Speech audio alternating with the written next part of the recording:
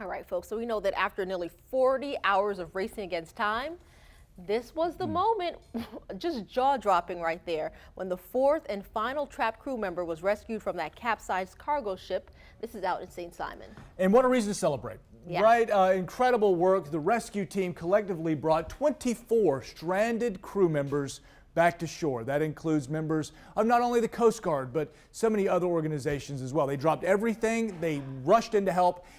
And they did it the right way. They took a wonderful amount of time, did the appropriate amount of engineering to do it safely, and now they're all out. Now, of course, the question, Keitha, what's next for the ship in the middle of the river? How did it happen? How did we get to this point? So many questions to be answered. On your side, Lana Harris right now. She's live in St. Simons this morning with a quick breakdown of what we know at this point. Good morning, Lana. Good morning. Well, I think we all know that stories like these don't always have happy endings. I mean, a 71,000-ton cargo ship packed with thousands of cars tips over, then catches on fire. Then the last 4 men who were trapped inside are in there for over a day in this Florida heat. So the odds were really stacked against them. And I think about that tapping. You know, these men, they go down with their ship. They realize they can't get out. And all they can do hour after hour is tap on the walls and hope someone can hear them and get to them in time, saying, hey, we're alive, we're in here, please come help. So we saw the video and those pictures of that last man, the final man who was taken out, and he came out with relief on his face and smiles on his face and most of the clothes off his back. Just imagine how hot it got in there. So what happens now? Well, the Port of Brunswick is still closed. The Coast Guard says they would not reopen it until these rescue efforts had been completed. But there's still the 2 football fields worth of ship lying sideways here in the water. So our shipping industry is still just lying in wait. They still can't get in the port. But most importantly, the final 4 men are safe and we're told in relatively good condition. And a maritime expert we spoke with believes that these men are heroes.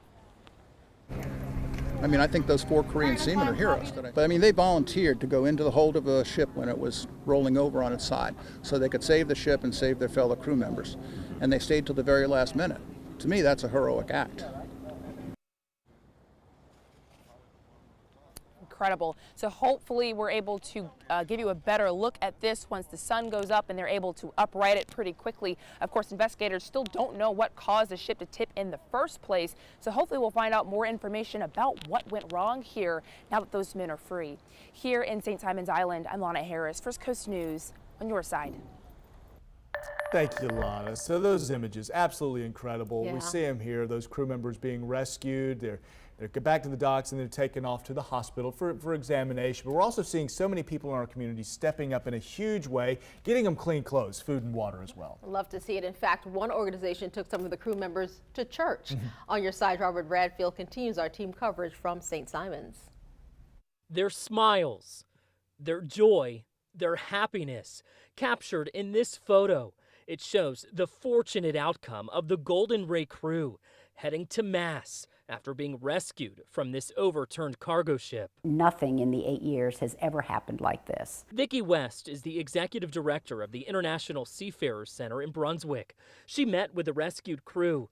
They came in with nothing and left with bags of clothes and food. The donations have not stopped.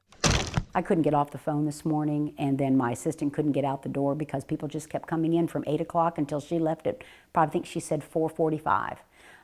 They just kept coming and coming and coming. West also shared these photos, the crew getting outfitted with drier, more comfortable clothes.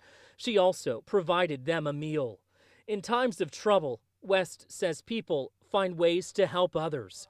Compassion and generosity overflowing. There was an organization that went to Old Navy today and spent over $600 on new items for them. That was Robert Bradfield reporting right there. Those donations expected to continue pouring in. And if you want to be a part of that and like to help, the International Seafarers Center in Brunswick, they'll open at 8 o'clock this morning. The contact information for them and our team coverage on the St. Simons capsized ship, the Golden Ray, can be found on our website right now, firstcoastnews.com.